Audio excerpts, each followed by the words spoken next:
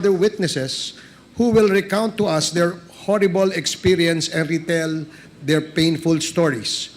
This time around, without fear and with renewed hope that Quadcom may be the instrument to find their closures and the justice that has eluded them for years. Inspired by the Quadcom success in the Barayuga murder case, other victims have decided to come forward to help us tell the nation and the world the evil that they have experienced. So that, just like in the Nuremberg trials of World War II atrocities, these horrible acts may not happen again. Their perpetrators brought to justice and laws may be amended, introduced, and crafted to guarantee these ends. Sa ating mga kababayan, sa lahat ng dako ng daigdig, hindi po natutulog ang hustisya. Gagawin po namin ang lahat ng aming makakaya upang magampanan ang aming tungkulin bilang mga mambabatas. Ipaglalaban namin ang lahat ng ating mga karapatan. Karapatang mabuhay ng tahimik, walang takot, malaya at may dignidad. Sa lahat po ng aming ginagawa, wala kaming gustong sirain at wakasan kundi ang pang-aabuso sa kapangyarihan, ang pagmamalabis, ang pangluloko at pagsasamantala ng mga dayuhan, pagnanakaw sa kaban ng bayan, pananakot at pagpatay ng walang katwiran o pagsasaalang-alang sa karapatang pantao kapalit ng pangakong salapi, promosyon sa posisyon o pagbabalik sa serbisyo. Ang mga pangakong ito at pabuya ang sumira ng mga institusyon. Paninindigan, dangal, paniniwala sa Diyos, relihiyon, pagpapahalaga sa kapwa at sa halaga ng buhay sa mga pamilya at nagpatibay ng maling paniniwala ng mga sangkot sa karumal-dumal na krimeng ito na ang kanilang ginagawa ay tama at ang kanilang pabuyang natatanggap ay kanilang premyo sa pagsunod sa mga utos ng nakatataas. Isang matinding kanser ng lipunan ang nangyari. Marami sa mga sangkot ay nagkamal ng limpak-limpak na salapi na siya ngayon nilang ginagamit upang patuloy na takutin ang mga biktima na para bagang walang katapusang kasamaan ang hanggang ngayon ay namamayani at naghahari sa ating bayan. Ang ibang mga abogado na may sinumpaang tungkulin na maghanap ng hustisya ay naging mga biktima, kasangkapan at kasangkot sa pag-aalipusta sa ating bayan. Sa ngayon, ang Quadcom ay nahaharap sa mga pagsubok.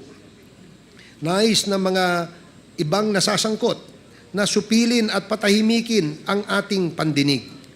Sa Korte Suprema, may mga aksyon na nakabinbin kung saan ay hiniling ng mga nasasangkot at mga dayuhan na ipatigil ang ating pandinig o alisan ng kapangyarihan ang kumiting ito na humiling ng mga dokumento at paliwanag mula sa mga taong ito.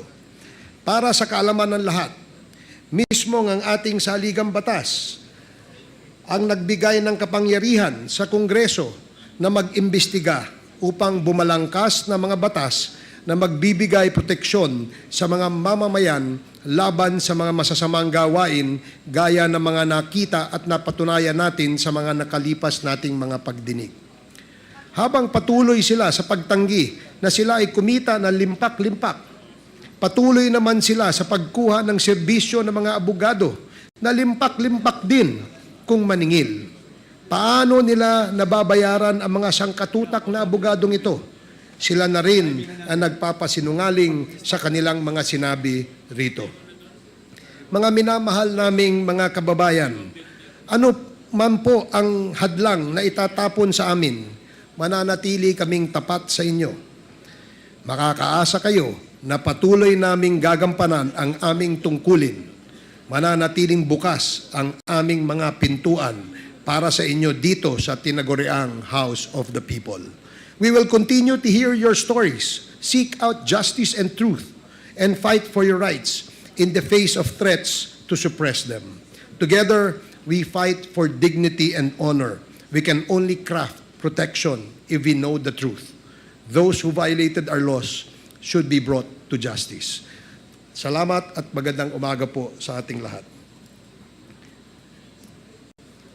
The next to deliver his opening remarks is our Chair of the Committee on Human Rights. Congressman Abante, you are recognized. Maraming salamat, Mr. Chair. My incredibly industrious co-chairs, our distinguished colleagues, resource persons and witnesses, mga kababayan, ang mga nanonood po ngayon na libu-libong mga kababayan natin dito po sa Quadcom hearing, tayo po nagsimula na ng ating Season 2 ng hearing na ito. At ang panimula ay tungkol po sa extrajudicial killings. Today, we continue the important work of the Quad Committee in seeking justice for the countless lives that have been affected and lost due to the evils of pogos, illegal drugs, and extrajudicial killings. But before I continue, I would like to acknowledge the members of the Quad Committee who have returned to work despite the ongoing House break, a time when many of our colleagues are filing their certificates of candidacy. This hearing was originally scheduled for October 17, but we move it up because the House of Representatives recognizes that justice cannot wait. The urgency of our work is clear. Those responsible for the violence and suffering we have uncovered must be held accountable. We must continue to be resolute in our quest for justice. Kahit na po dapat kami ay nandun na sa aming mga distrito upang kami magpakilala bilang mga kandidato rin naman. Andito kami upang ipagpatuloy po natin ang ating tinatawag na quest for justice. The Bible reminds us in Proverbs 21 verse number 15, and I quote, "It is joy to the just to do judgment, but destruction shall be to the workers of iniquity." Destruction shall be to the workers of iniquity. End of quote.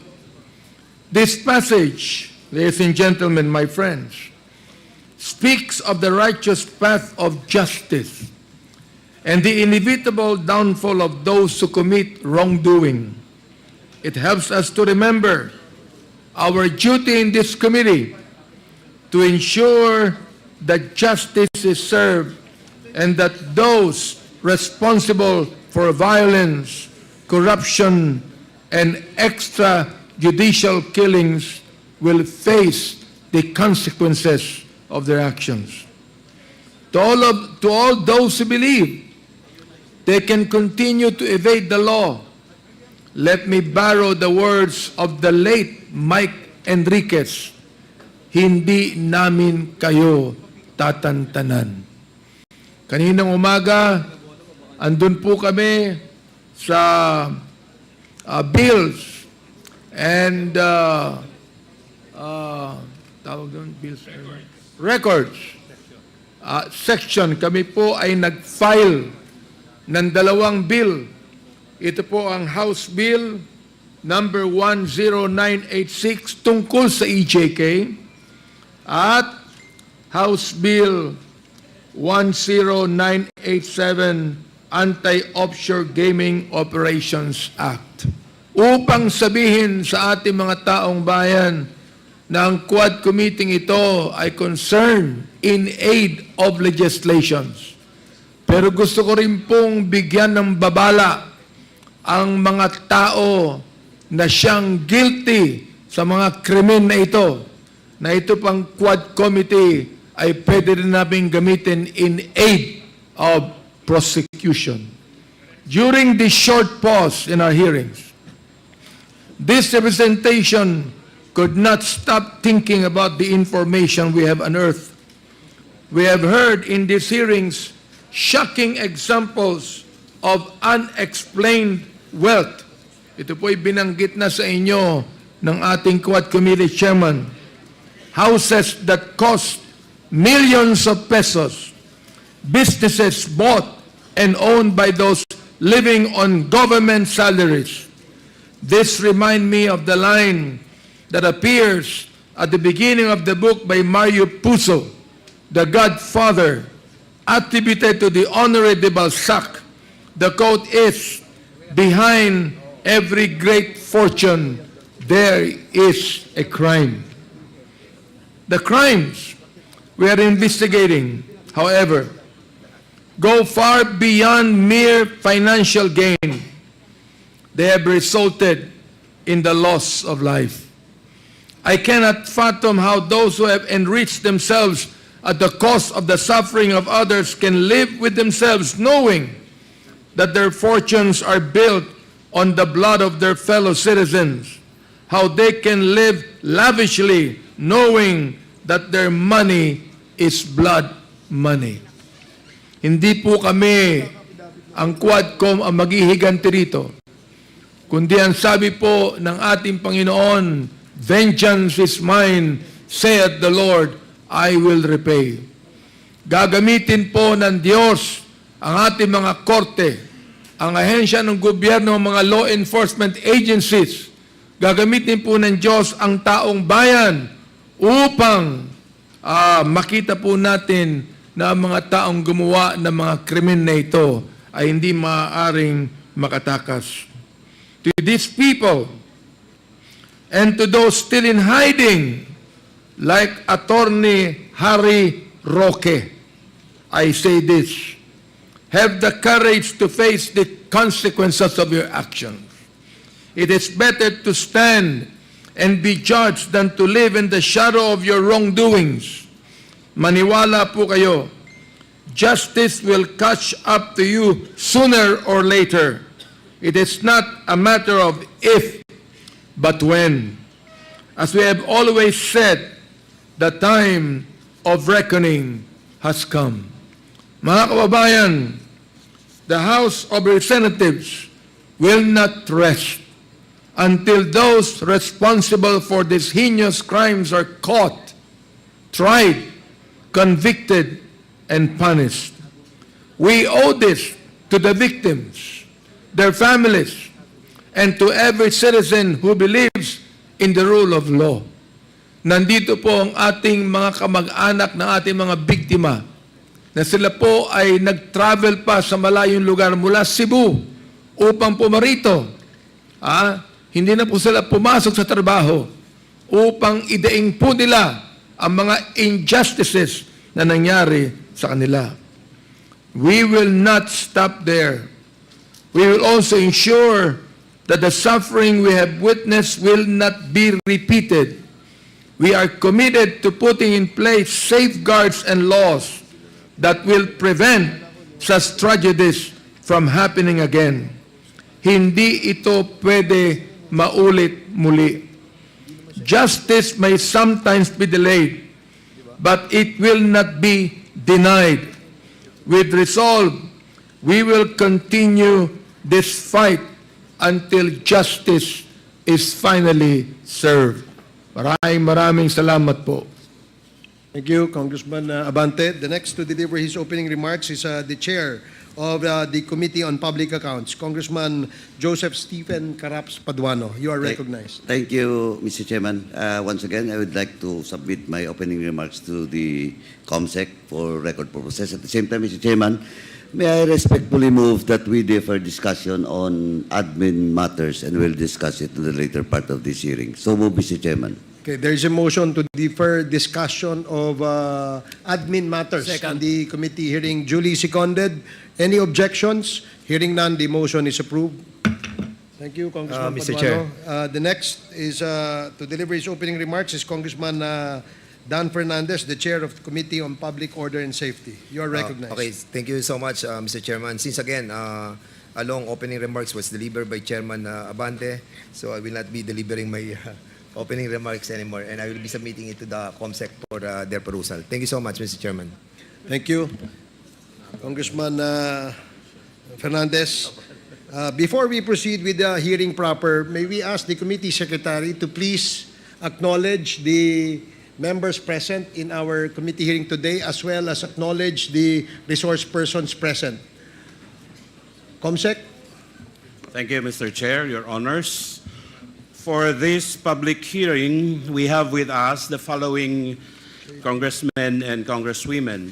Representative Robert S. Barbers, Senior Deputy Speaker Aurelio Dong D. Gonzalez Jr., Representative Dan S. Fernandez, Representative Joseph Stephen Caraps S. Paduano, Representative Bienvenido M. Abante Jr., Representative Romeo M. Acop, Deputy Speaker David J.J. Suarez, Representative Francisco Paulo B. Ortega V, Representative Ambrosio Boy C. Cruz Jr., Representative Jose Arturo Jojo S. Garcia Jr., Representative Zia Alonto Adjong, Representative Raul Daniel A. Manuel, Representative Richard Gomez, DPA, Representative Emerson D. Pascual, Representative Franz S. Pomaren, Representative Franz L. Castro, Representative Joseph Jojo L. Lara, Representative Jervil Jinky Beatrix R. Luistro, Representative Arlene D. Brosas, Representative Lordan G. Suwan, Representative Salvador Plato, Representative Ramon Rodrigo Gutierrez, Representative Amparo Maria Zamora, Representative Jefferson F. Konghun, Representative Isabel Maria J. Zamora. For our resource persons, we have with us from the Commission on Human Rights, Commissioner Faida Domarpa and Director Gemma Paruhinog. From the Department of Justice, we have Attorney James S. Calona. From the Civil Service Commission, we have Attorney Christian Don G. Molina and Ms. Cheryl Maria M. Meloria. From the National Police Commission, we have the Vice Chairperson and CEO Alberto A. Bernardo, Director Chito Noel D. Bostonera, and Attorney Naylan Ley Gandeza. From the National Bureau of Investigation, we have Attorney Angelito Magno, the Assistant Director for Investigation, Attorney Ross Jonathan Galicia, Attorney Dennis Victor Asistio, Attorney Florendo Gamonac, and Attorney John Mark C. Santiago. From the Philippine Drug Enforcement Agency, we have Director General Moro Virgilio M. Lazo, Attorney Hill Pabilona, Director Imiterio Bitong, Attorney Francis Del Valle, and Director Wardley Hitalia and Colonel Rolando Magno. From the Philippine National Police, we have with us the Chief of the Criminal Investigation and Detection Group, Police Brigadier General Nicolas De Loso Torre III. And from the Drug Enforcement Agency, Police Brigadier General Eleazar Mata, Police Major General Sidney Hernia. From the Anti-Money Laundering Council, we have Attorney Adrian A. Arpon. Sidney Hernia. From the non-government agencies, we have from the Center for International Law, we have Attorney Joel R. Butuyan. From the National Union of People's Lawyers, we have Attorney Neri J. Colmenares and Attorney Maria Cristina Conti, the Secretary General of NUPL NCR. We also have with us the NGO called Rise Up, represented by Diaconess Robilin Litao, the convener. We also invited the advocates, Father Manuel Noel Gatchalian, SVD. Also, we have invited the relatives of the victims of EJK. We have 35 here, but 5 are here present. From other government officials, we have the PNP. Major General Romeo Karamat is here.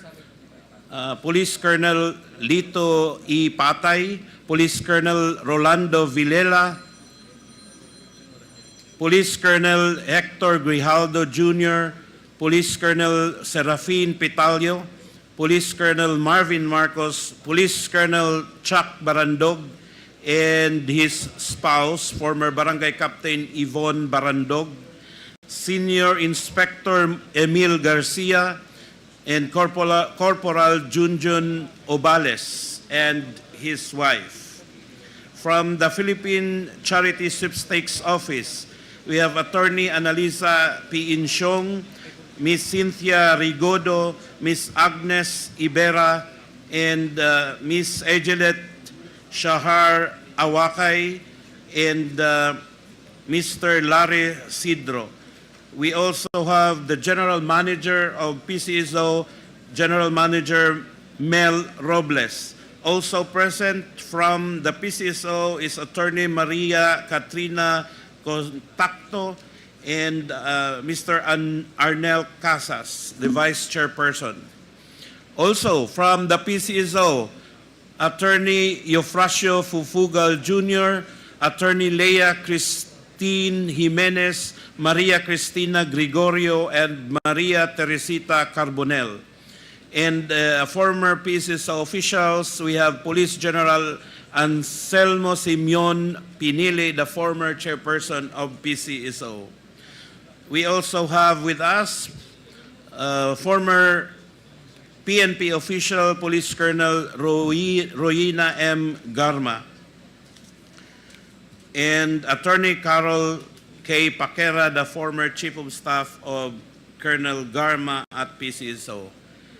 And other resource person, sir, we have with us the former Senator, Honorable Kit Tatad. And other congressmen who are here, Representative Crispin Gigo Ping Diaz Rimolla, Representative Ernesto Junicio Jr., and Representative George Bustos. That's all for now, Mr. Chair, Your Honors. Mr. Chairman. Mr. Chairman. Here. Yes, Yeah, Congressman Kumar. I would just like to ask the SecGen, all the invited resource speakers, they're all here. No, sir, there are those who are not present, but those I read are here. What's their reasons for not attending? Mr. Chairman, Mr. Chairman. Comsec, Mr. Chairman, would you like to... With the indulgence of the good Congressman. Yes, with the Pumaren. indulgence of Congressman Pumaren. Yes, Congressman Paduano. In my previous motion, I moved that all admin matters will be deferred now in the later part of the hearing. So all resource persons that is not present in today's hearing will be discussed on the later part of this hearing. Thank you, Mr. Chairman. Okay. Thank you. Mr. Chair, Yes, Congressman I'd just Abante. like to find out if the resource persons or colonel like Colonel Patay, I'd like him to be recognized here, if he's here, and Colonel Barandong. Okay, Oh, they're there. Okay. Thank Colonel you. Patay and Lieutenant Colonel Barandog, can you please occupy the seats on the right side of the hall?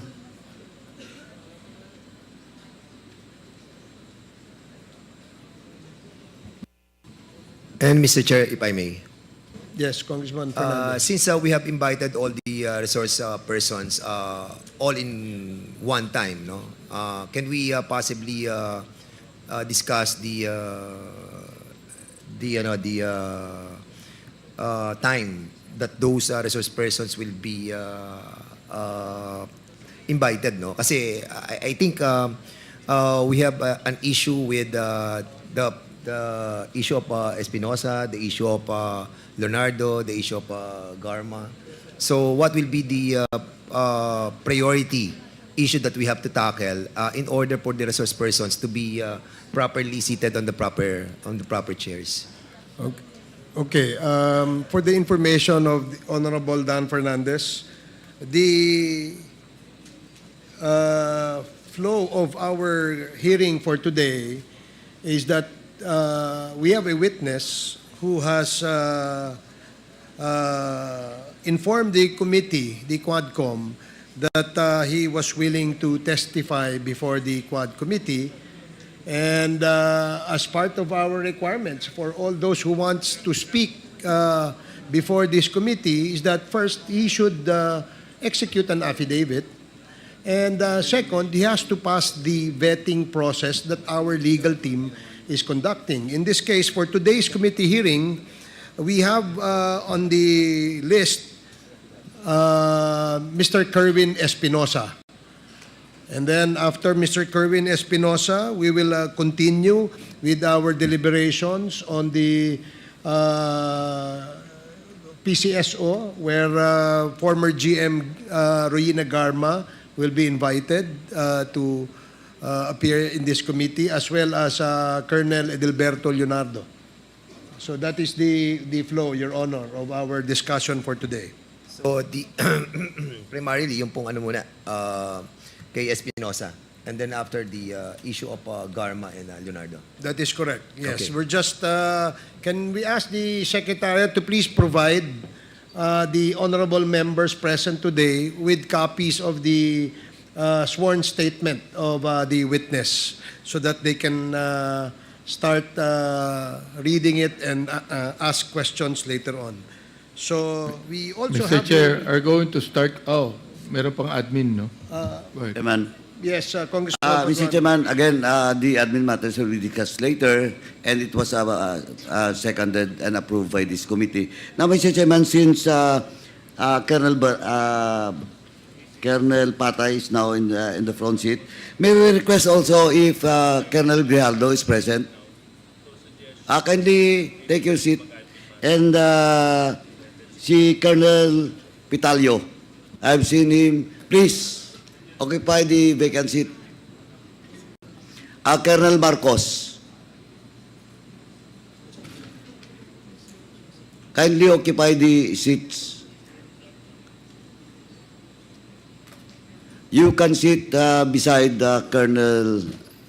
retired Colonel Leonardo. Colonel Bilela is present. Please kindly occupy the seats, vacant seats.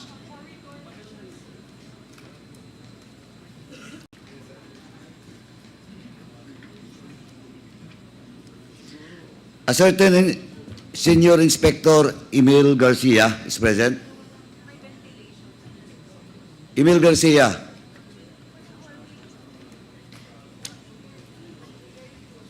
Comsec, do you have a written reply or exist letter coming from Police Captain Emil Garcia? Please.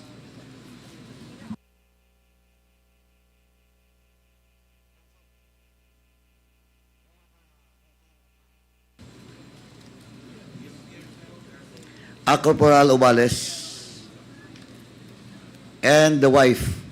Dito ba yung wife? Why?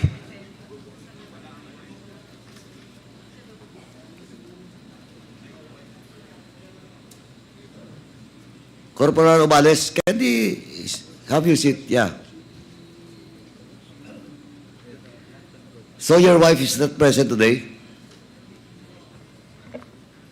Yes, Your Honor, Why? wala po akong way para makakommunicate sa kanya, Your Honor. Nakakontempt po ako sa Quezon City Jail. Oh, you cannot use your phone? There are schedules? Wala po akong cellular phone, Your Honor. Since your detention, wala kang cellular phone? Wala po, wala po. Okay. Now, Comsec, the wife of Corporal Obales received a copy of such invitation.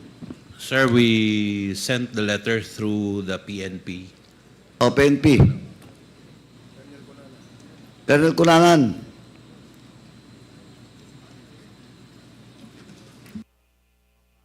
Comsec, it was goes through to Colonel Cunanan.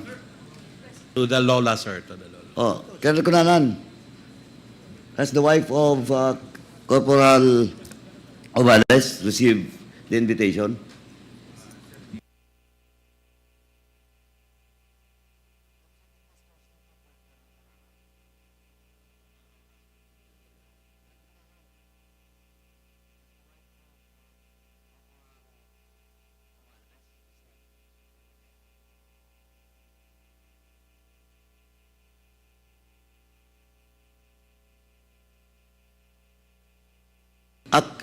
General Torre,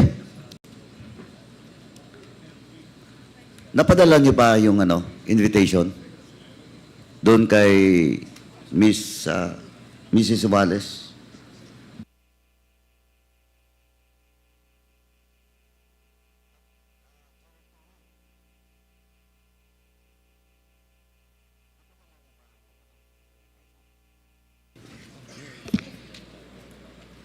Your Honor, sir. I'm asking with regards to the invitation for Yes, the sir. wife of Corporal Oballes. Can I approach the chair? Can I approach Your Honor for? Oh, please.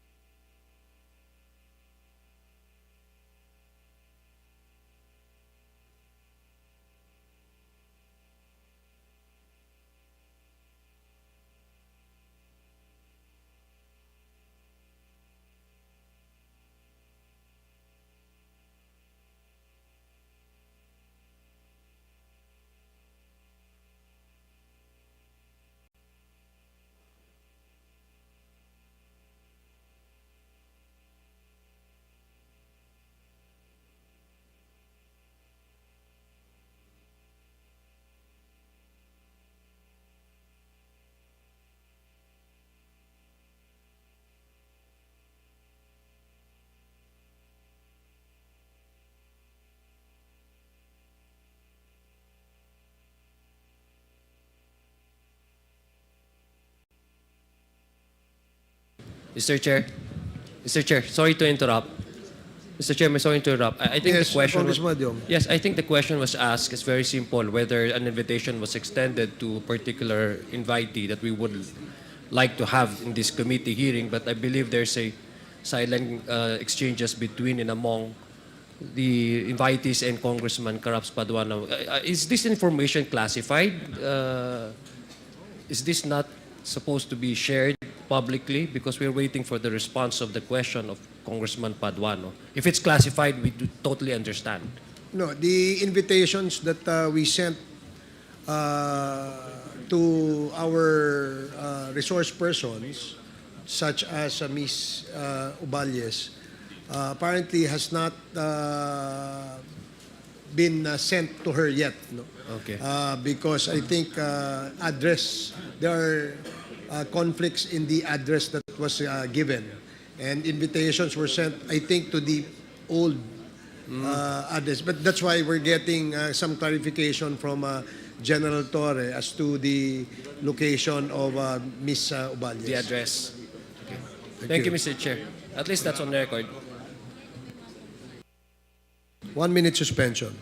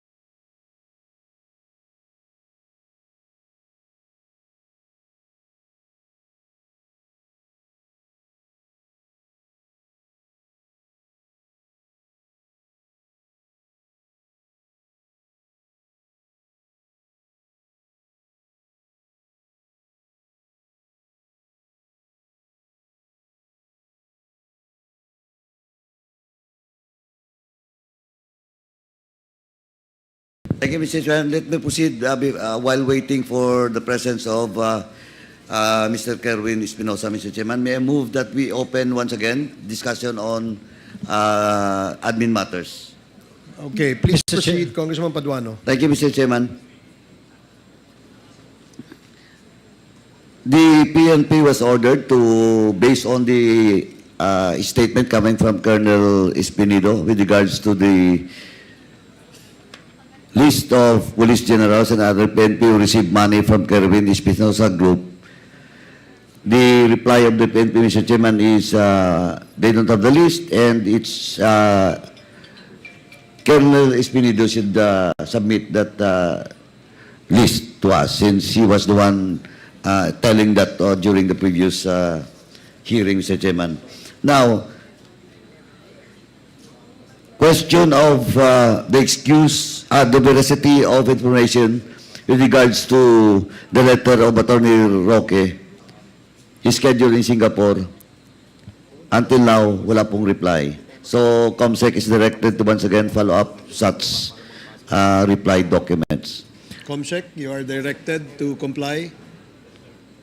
And a show cause order was issued to Catherine Cassandra Ong, all Cassandra Ong, with regards to copy of real property tax of Whirlwind, copy of deed of sale of Lucky South to Mr. Cheng, contract of lease between Cassandra Ong and Lucky South, and copy of construction agreement and building plans of the Lucky South 99 and Whirlwind. Until now, it was issued, we issued the show cause order until now. Cassandra Ong has submitted. That's why, Mr. Chairman, I move to issue a subpoena Doses Tecom with regards to the mentioned documents. So move, Mr. Chairman. There is a motion to issue subpoena duces tecum on the documents being required of Cassandra Ong. And it was duly seconded. Are there any objections? Hearing none, the motion is approved. Mr. Chairman, to the PDEA, Please take note. they were directed last hearing that study of the origin of drug list, and the reply of PDEA for the first, second, and third list ongoing yung study. Is it correct, DG Lasso? We are done with the study, Your Honor.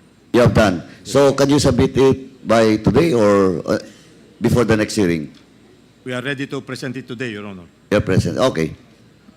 Now, please, DG, if you cannot present it today, please submit na lang po a copy, no, to the COMSEC. Yes, Your Honor. Okay, thank you.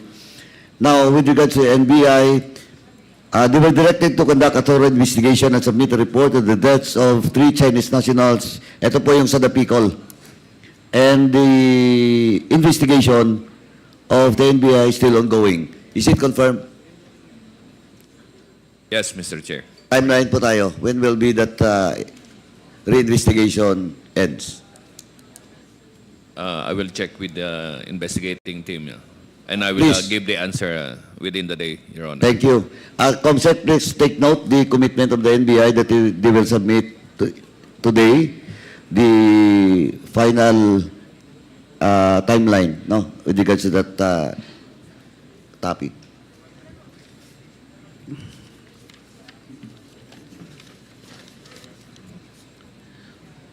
Again, on Attorney Roque, until now, no compliance with regards to the omnibus motion that he cannot attend the judge hearing because of his medical condition. This refers to the wife of Harry Roque. And as far as I remember, during the last hearing, we issue a subpoena ad testificandum to the wife of Attorney Harry Roque. COMSEC, what's the latest? Have we received any letter reply coming from Ms. Roque? None yet, Your Honor.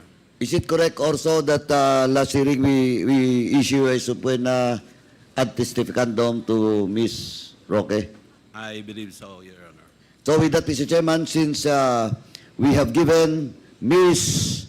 Roque the due process with regards to supposedly her presence in the hearing, I move to cite in contempt Ms. Harry Roque, Mr. Chairman. So move, Mr. Chairman. Just a clarification. Did you say Miss Harry Roque? Yeah, Miss, the wife of Harry Roque. Myla Roque. Myla Roque. Okay. Thank you. There is a motion to cite in contempt Mrs. Myla Roque for her failure to appear for the third time before this committee. And it was duly seconded. Are there any objections? Hearing none, the motion is approved. We are now citing Ms. Myla Roque in contempt. Comsec, please take note. Okay. Please proceed, Congressman Paduano. I need a second motion from the good Congressman Akop. Congressman Akop, you are recognized. The second motion, for the second motion.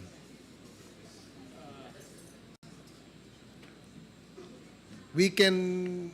May I respectfully move, Mr. Chair, that because Madam Milo Roque has been cited in contempt by this committee, may I move that we also issue an arrest order insofar as the person of Ms. Milo Roque is concerned. So move, Mr. Chair. There is a motion to Second. issue an arrest order to Mrs. Myla Roque in relation to the contempt order by this committee, and it was duly seconded. Are there any objections? Hearing none, the motion is approved. Congressman Paduano, Thank you, please Mr. proceed. Chairman. Again, a subpoena ad testificandum was issued to PSMS Jeremy kausapin during the last hearing, and until now, he is not present in today's hearing. That's why, Mr. Chairman, I move that we cite in contempt PSMS Jeremy kausapin alias Tox in violation of our internal rules for not attending the hearing of this committee. So move, Mr. Chairman.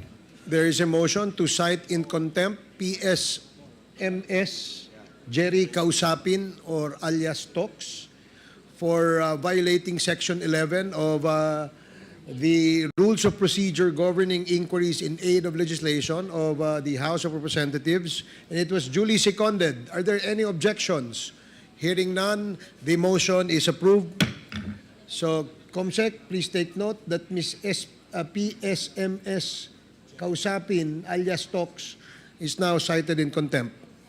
And also move, Mr. Chairman, that the SAA will coordinate with the PNP, particularly to General Torre of the CIDG, Mr. Chairman. So move. Please, Comsec, please coordinate with the Office of the Sergeant at Arms in order that they will have a coordination with the Philippine National Police to effect the arrest of Ms. PSMS Jerry Kausapin. Comsec, you are ordered. Congressman Thank you, Paduano. Mr. Chairman. Let me proceed with the NBI. Verified authenticity of Ms. Casandaong's signature reapplication of First Year Games International Incorporated at PAGCOR. What's the latest, NBI? We have already sent communications with the respective agencies for the production of the original signature and the question document. Mr. Chair, Timeline po. Kailan kaya pwede? I will submit again the timeline within the day, Mr. Thank Chair. you. Now, to AMLAC, check if the transaction on Ms. Alice Go and Alpha Lounge in Baguio was consummated. Include the video account in the cases filed against Ms. Go. Have you, AMLAC, is AMLAC present? Please take a seat.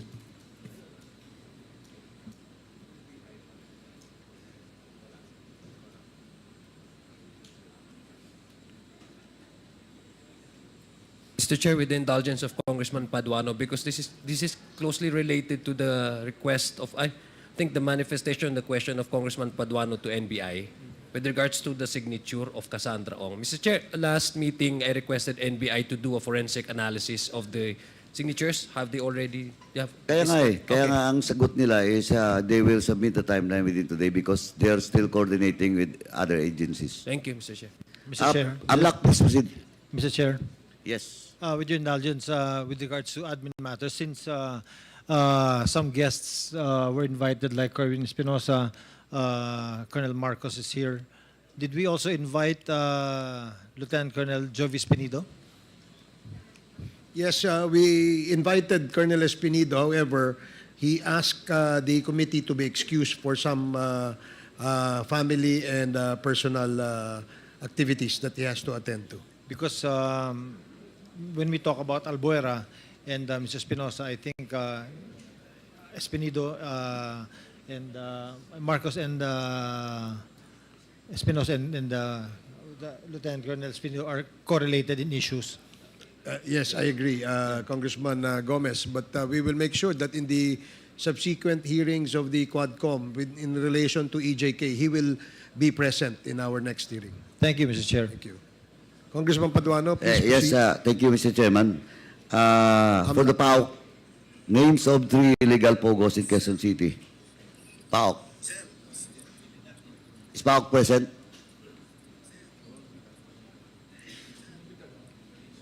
Wala.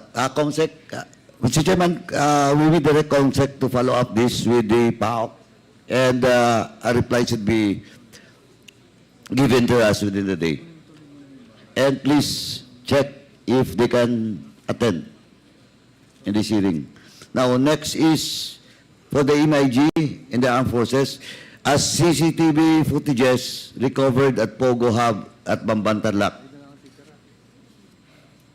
PNP Lola, ano na pong balita dito? Yung CCTV footages from the MIG and AFP.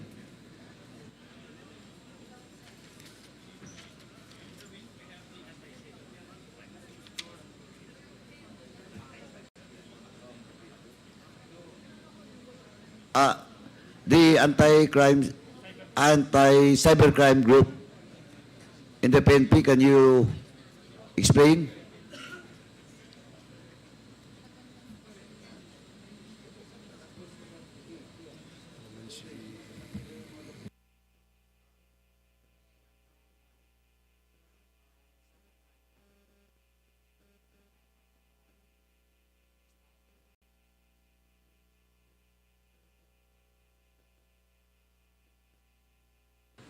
Nandito ba sila?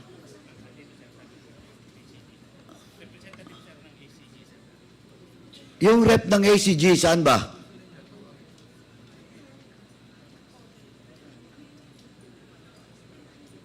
Nandito ba wala? Oh.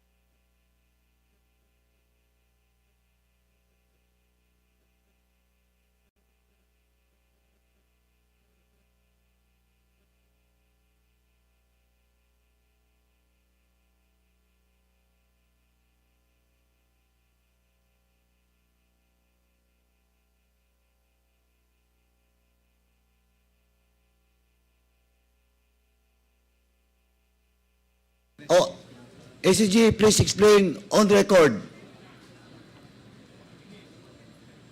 why you cannot produce that CCTV footage.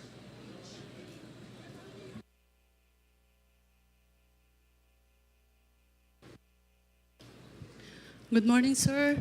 Sa ngayon po, meron kaming tatlong Please identify yourself. Police Major Evangeline Himiniano, sir, from Regional Anti-Cybercrime Unit 3, Assistant Chief of RACO 3, sir. As of now, sir, we have 3 CCTV turned over by the CIDG IOC, sir. It was just turnover. So, Yes, sir. Hindi pa po namin napo-forensic, sir, because we will still waiting for the investigator of the case, sir, for the evaluation and identification, sir. timeline tayo. Kailan matapos yung ano nyo? Depende po, sir, sa availability po ng investigator natin, sir. Hindi. Sinong investigator you're referring to?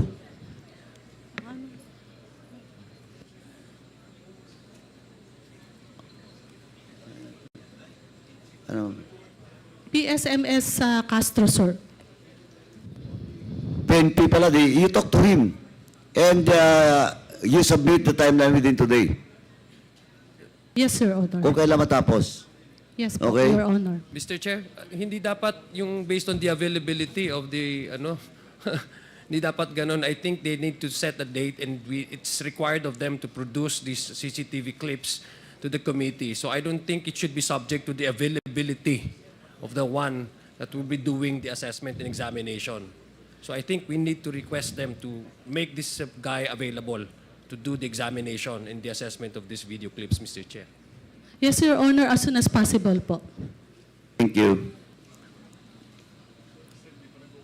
Anyway, let me proceed, Mr. Chairman, to the PRA.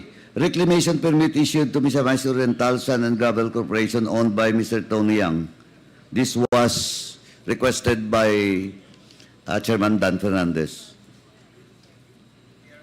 Oh, yung PRA nandito ba? Wala dito? Oh, anyway, please follow up and report to this committee COMSEC within the day. Within the day po. Then for the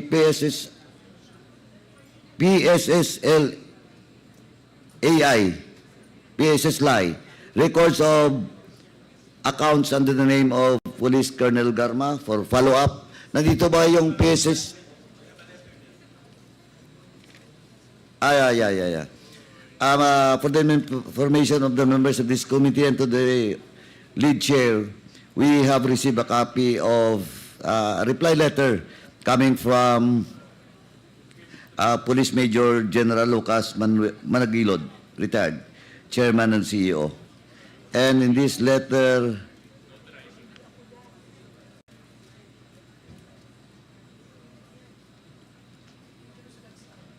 let me read na lang, Mr. Chairman, portion of it. Under Section 6 of the Revised Non-Stock Savings and Loan Association Act of 1997, or RA number 8367, inquiry into or disclosure of deposits of whatever nature is expressly prohibited unless it meets specific exceptions. These deposits are considered as of one absolutely confidential nature and may not be examined, inquired or looked into by any person, government official, bureau of office. None of the exemption mentioned in the law appears to obtain in this instance. To wit, written permission to the depositor in cases of impeachment, upon order of the competent court in cases of bribery or the dereliction of duty of public officials, or in cases where the money deposited and invested is the subject matter of litigation. The law further provides that any official or employee of an association who violates Section 6 thereof shall be punished under Republic Act number 1405 or the Bank Secrecy Law. So, Mr. Chairman, the gist of this reply is all about the Bank Secrecy Law, Republic Act number 1405. So, AMLAC, COMSEC, is AMLAC present? AMLAC.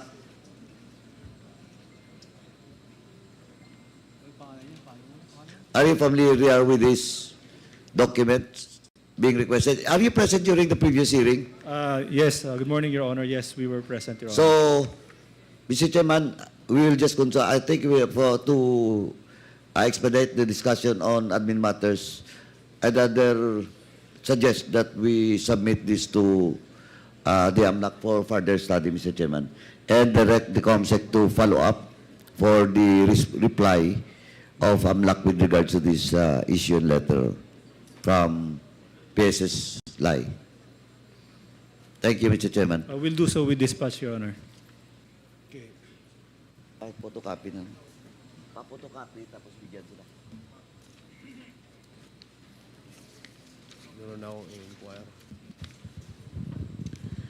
LRA is present. LRA, COMSEC, they were not invited. Anyway, for you to follow up na lang, all the titles under the name of Antonio M. Lim Aka Tonyang. Please follow up na lang po and report to this committee within the day. And also to the PNP Special Investigation Task Group, SITG, CIDG. Andito naman po si General Torre. Jen, you were ordered to submit records of investigation on the ambush of former PCSO Board Secretary Attorney Wesley Barayoga. They have submitted na. Today. Just today. Oh, ba't nakalagay dito follow-up pa? Follow-up. Anyway, Jen, you have already submitted. And please, pag may mga ano pa, may mga supplementary documents, pakipadala na lang po with regards to Wesley Barayoga case. Yes, sir. Actually, sir, I have with me today, sir, the whole case folder ready to be submitted to the National Prosecution Service upon the signature of any private complainant, sir. That could be Mrs. Barayoga, but we are still coordinating with her, considering that her location is still, I will not disclose the current location, sir. We're in talks with her, and upon signature, sir, we'll already file the case with the National Prosecution Service. Thank you. Kindly update na lang this committee with regards to all those, no? Yes, sir. With the cases, no? Yes, sir. Thank you. Now, for the DOJ and NBI, to conduct and submit the Joint Committee on Intensive Investigation on the ambush. Ito related din kay General Barayoga. NBI? Yes, sir. In fact, we have taken the statements of the alleged Major Senti, and we are coordinating also with the CIDG, and I think the DOJ has called for a meeting with regards to this case, Mr. Chair. So, paki-update na lang, no? Yes, Mr. Chair. Please update this committee through the COMSEC na lang po. Thank you. Yes. Now, with regards to the pictures, no, on the money changer in which Police Captain Anuba was referring to during the previous hearing, pictures was already submitted. Correct, COMSEC. Yeah. Anyway, if you have time, Mr. Chairman, we'll just show it in today's hearing. Now, and lastly, Mr. Chairman, COMSEC is directed to coordinate with Okada with regards to the slot machine winning worth of 1 million of Tony Yang on September 17, 2024. COMSEC, what's the status? Sir, I still have to schedule the visit to Okada. You still have to? I still have to schedule my visit to Okada, sir. Okay. Thank you, Mr. Chairman. Thank you, sir. As of now, that's all, Mr. Chairman. Mr. Chair. Thank you. Okay, thank you, Congressman Paduano. Before we proceed, let me acknowledge the presence of our former Congressman Honorable Antonio Tino and Honorable Ariel Casilao, who is also present, and Father Joel Saballa, Father Joselito Sarabia, and Father Christian Sambahon. Welcome to the committee hearing of the Quadcom. Yes, Congressman Abante. We shall now be starting to interpolate, no? So I would like now to call on Mr. Kerwin Espinosa to appear before this committee so that he can be asked questions concerning Mr. Chair, he also submitted to us itong sinumpaang salaysay. So we would like to ask him to just tell us his story, no, to this committee before any questions can be asked. So may I now please call Mr. Kevin Espinosa. Okay, Paige, paki-assist mo nga, paki-dala dito si Mr. Kerwin Espinosa. Mr. Chairman. Just nakaligtaan ko lang po, while waiting for the presence of Kerwin Espinosa, let me ask Mr. Chairman if nandito naman po si Colonel Bilila, your wife was invited in today's hearing. Is she present? As agreed, Your Honor, isubmit ko yung mga requirements. Hindi na siya pupunta, Your Honor. Nagbabantay ng mga bata. So you have submitted now Yes, Your Honor. to the COMSEC? Yes, Your Honor. COMSEC, do you confirm that Colonel Bilila submitted all the documents being required to him? Yes, sir. Kailan na po? Today, he submitted the SALN and other documents. The bank waiver he already signed last time. Thank you, Mr. Chairman. But of course, Colonel Bilila, we have committed to you with regards to that. But of course, we have to check first now. And if we are satisfied with regards to documents you have submitted to this committee, so we might not as well invite your wife in the next hearing. But of course, if we have still questions with regards to that documents to you, we might invite her again in the next hearing. Tingnan lang po natin. Thank you, Your Honor. Thank you din po. Thank you, Chairman. Okay, thank you, Congressman Paduano. Paige, can you please, siguro si Colonel Barandog, si Colonel Patay, si Colonel Grijaldo, si Colonel Petalio, can you just please occupy the seats on the right side while we ask first si Mr. Kerwin Espinosa to take the seat. In the meantime, lunch will be served. This will be a working lunch. So,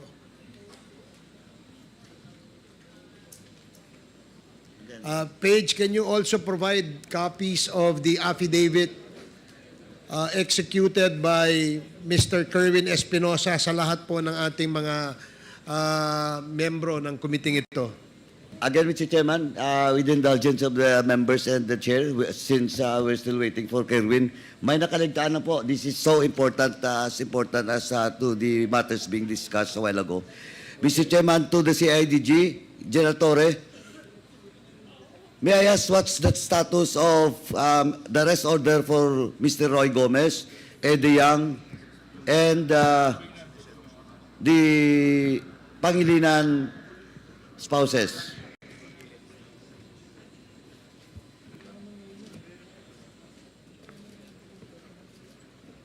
Thank you, sir. I have with me here the records for the implementation of the contempt order for A.D. Young, Roy Gomez, and the Pangilinan spouses. May mga latest kami, sir, na we are still on tracking these people, sir.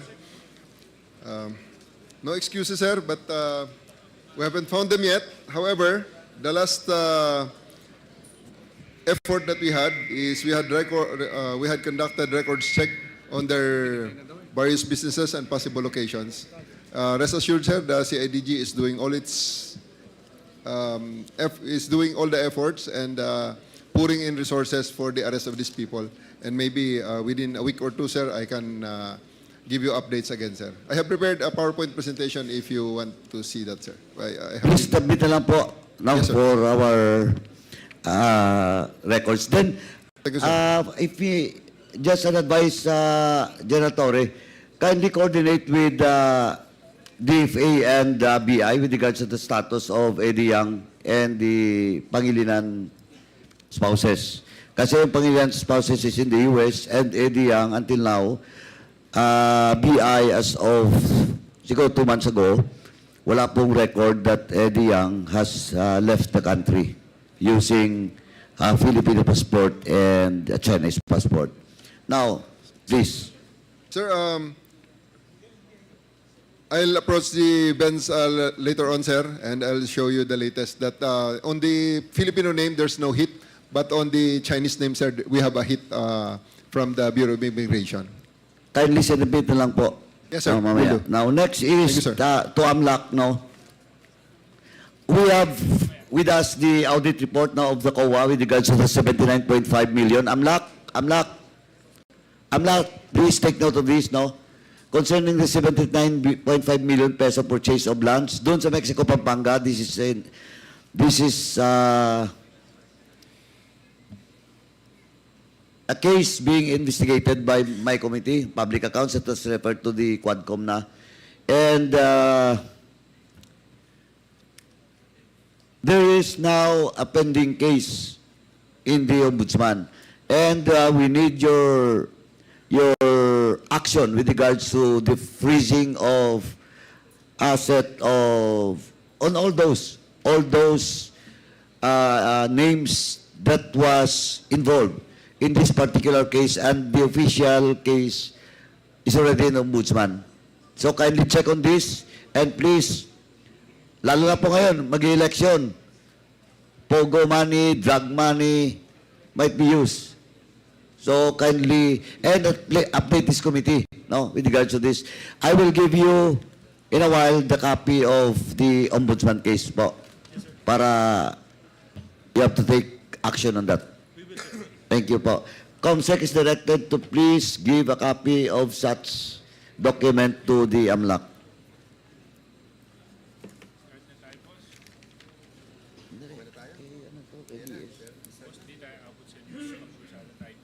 Congressman Paduano, you still have more... Last na lang po to.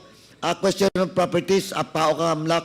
Just to remind AMLAC and PAO, COMSEC, please communicate with PAO with regards to this. Kasi po, may request na po yung committee natin with regards to asset preservation order. Doon po sa mga properties ni Eddie Yang, Willie Ong, Mexico 999, Yata Industrial Park, which involve hundreds and thousands of hectares of lands. And until now, AMLAC and PAO has not yet updated with regards to this. And we need the update of such action for an asset preservation order, maybe before the next hearing. Please update us. And please coordinate with PAO with regards to this. We will, Your Honor. Please, kasi 2 buwan na to. Until now, we have not heard about the action being undertaken by PAOK and AMLAC. And update this committee before the next hearing. We will, Your Honor. Kasama rin po yung San Simon, in San Simon, Pampanga. Please take note of this. And COMSEC, kindly give all the listed properties, no, to AMLAC. Again, once again.